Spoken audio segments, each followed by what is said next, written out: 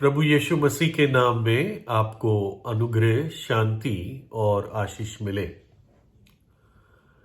एक बुजुर्ग स्त्री किसी ट्रेन में उन्होंने अपनी यात्रा शुरू की और एक ऐसे स्टेशन से या जंक्शन से उन्होंने ट्रेन पकड़ी थी जहां पर से कई सारी ट्रेन अलग अलग मंजिल पर जा रही थी। जैसे बॉम्बे सेंट्रल है या दादर है या दिल्ली है, जहाँ से ट्रेन अलग अलग डेस्टिनेशंस पर मंजिल पर जाती हैं। दिल्ली में विशेषकर चारों दिशाओं में ट्रेन जाती है। कलकत्ता को भी जाती है, बॉम्बे को भी जाती है, नॉर्थ की तरफ भी जाती है, जम्मू है जैसे, और साउथ की तरफ भी बैंगलोर, चेन्नई, ऐसी जगहों पर ट्रेन जाती हैं। तो जब ये बुजुर्ग स्त्री ट्रेन में बैठी और इसको बहुत ज़्यादा अनुभव नहीं था, बहुत कम इसने ट्रेन में ट्रैवल किया था, तो थोड़ी सी उलझन में थी, कंफ्यूज थी, क्या मैं सही ट्रेन में बैठी हूँ या नहीं बैठी हूँ, घबराहट थी। तो उसने अपनी टिकट उनके आगे जो कोई बैठा था, शायद चेयर थी, उनसे पूछा कि मुझे फलाने शहर जाना है, ये मेरा डेस्टिनेशन है, मंजिल है, इस स्टेशन तक जाना है, मान लीजिए जयपुर, जयपुर तक जाना है, तो क्या ये ट्रेन जयपुर जाएगी? तो उस व्यक्ति ने कहा हाँ मैडम, ये ट्रेन जाएगी। तो बैठ गई वो वापस, और फिर भी उसको मन में बहुत तसल्ली नहीं थी। तो अपनी सीट से उठकर, जो बीच का रास्ता होता है, दोनों साइड सीट होती, बीच का रास्ता, उसमें थोड़ा आगे चलकर किसी और से पूछा कि क्या ये ट्रेन जयपुर जाएगी? तो उस व्यक्ति ने भी कहा हाँ हाँ, यही सही ट्रेन है, ये जयपुर जाएगी। फिर आके बैठ गई। अभी भी उसको तसल्ली नहीं थी कि क्या पता इन दोनों को मालूम ना हो, ये भी मेरी तरह गलत ट्रेन में चढ़ गए हो।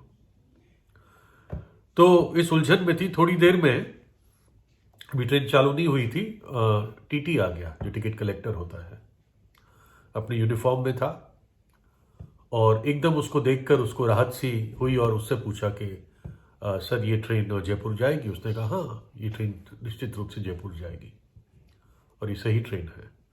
बस ये सुनते ही उसके मन में बड़ी शांति आ गई, और इससे पहले के ट्रेन स्टेशन से निकले भी वो नींद में आ चुकी थी, वो सो चुकी थी, है ना। और बस उसको सही व्यक्ति से जब बात पता चली, जिस व्यक्ति के पास वो अधिकार था, जिस व्यक्ति के पास वो पद था, जब उसके मुंह से उसने सुना, तो उसके मन में बहुत तसल्ली और शांति हुई।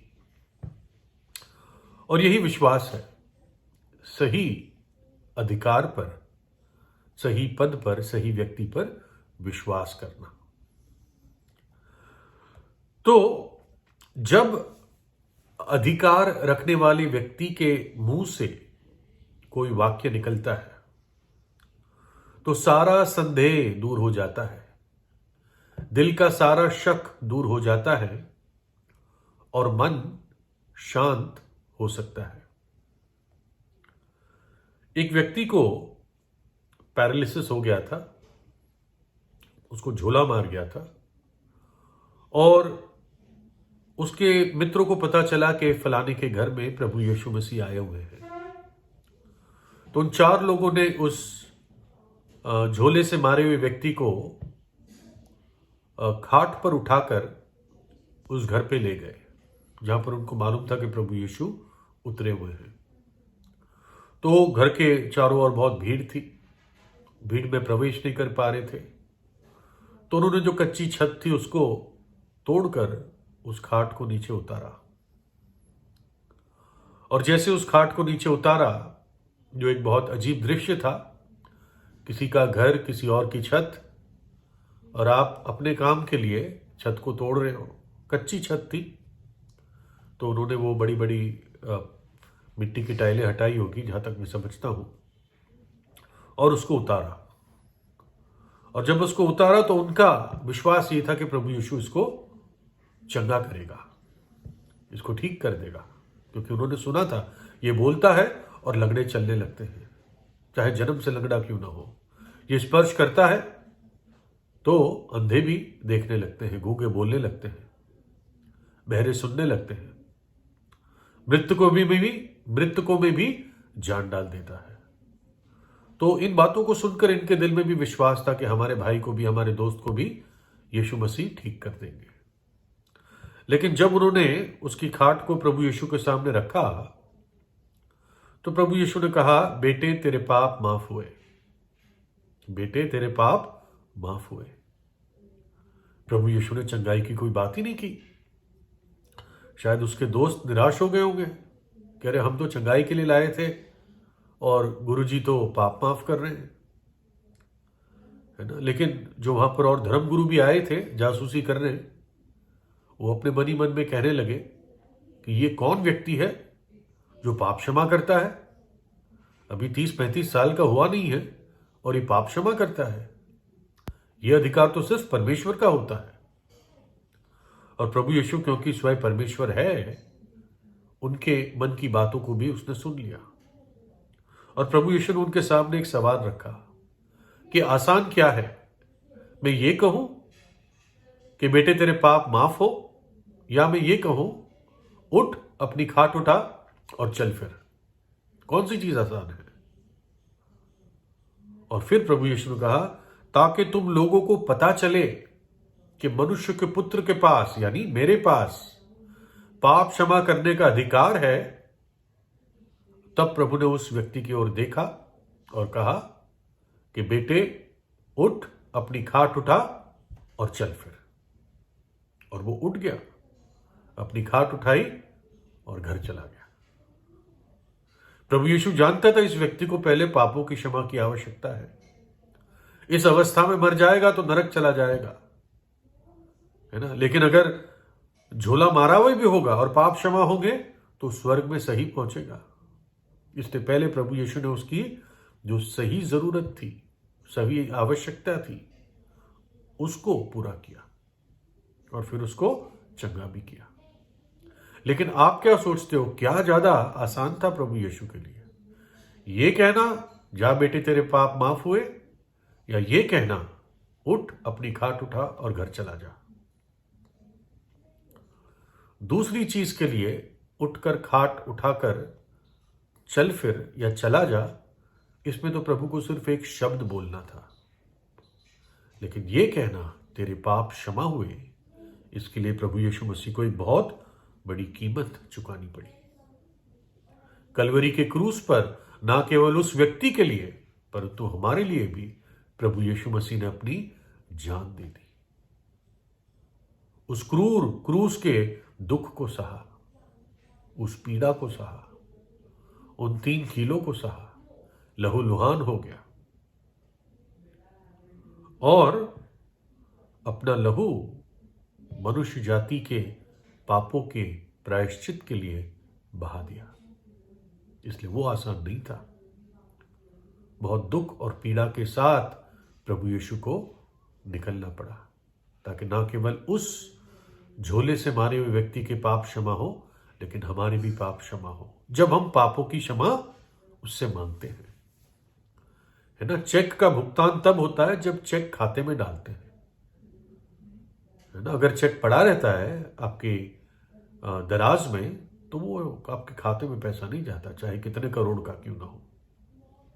वैसे ही जो क्षमा उसने क्रूस पर मेरे और आपके लिए तैयार कर दी है अपना बलिदान देकर, वो क्षमा एक व्यक्ति विश्वास से प्राप्त कर सकता है। उसको विश्वास करना अवश्य है।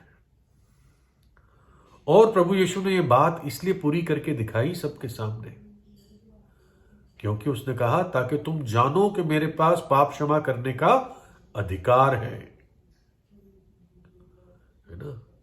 तो जैसे उस टीटी के पास, टिकट कलेक्टर के पास अधिकार था, उसके पास पद था जिससे उस बुजुर्ग स्त्री को मन में शांति मिली, वैसे प्रभु यीशु के पास पाप क्षमा करने का, मुझे और आपको धर्मी ठहराने का अधिकार है।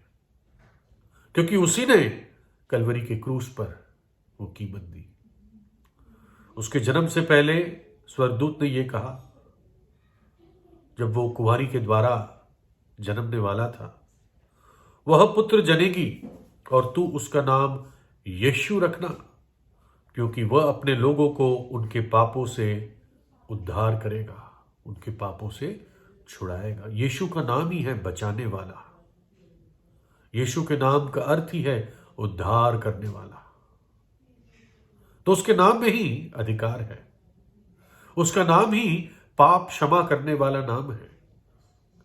तो इसलिए यदि आप उसके पास आते हैं विश्वास से, तो आपका विवेक पूरी शांति में आराम कर सकता है।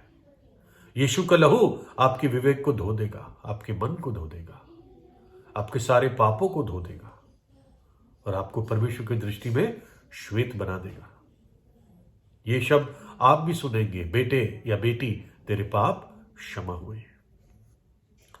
स्वर्ग वापस जाने से पहले प्रभु यीशु ने अपने चेलों से कहा और उनसे कहा, यों लिखा है कि मसीह दुख उठाएगा, यीशु मसीह दुख उठाएगा और तीसरे दिन मरे हुओं में से जी उठेगा। वो जी उठा था और यरूशलेम से लेकर सब जातियों में मन फिराव और पापों की क्षमा का प्रचार उसी के नाम से किया जाएगा। यीशु के नाम से ही पूरे जगत में पश्चाताप का और पापों की क्षमा का प्रचार हो रहा था और हो रहा है और तब तक होता रहेगा जब तक अनुग्रह का द्वार खुला हुआ है। इसलिए समय है कि उस अनुग्रह को पाकर उस अनंत जीवन के, मुक्ति के, उद्धार के द्वार में प्रवेश कर ले। जो आपको कहता है, जा बेटे तेरे पाप क्षमा हुए, उसके पास अधिकार है। जो कहता है आज तू मेरे साथ स्वर्गलोक में होगा, उसके पास वो अधिकार है। विश्वास कीजिए और प्रभु यीशु को अपने हृदय में बुलाएं प्रार्थना के द्वारा। प्रभु यीशु आपको आशीष दे।